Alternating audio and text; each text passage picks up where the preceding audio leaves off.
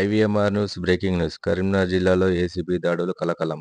వీణవంక మండలం చెల్లూరు గ్రామంలో కొత్తగా కట్టుకున్న ఇంటికి నెంబర్ ఇవ్వడానికి ఓ వ్యక్తి దగ్గర నుండి 20,000 లంచం తీసుకుంటూ ఏసీబీకి చిక్కిన పంచాయతీ కార్యదర్శి నాగరాజ్.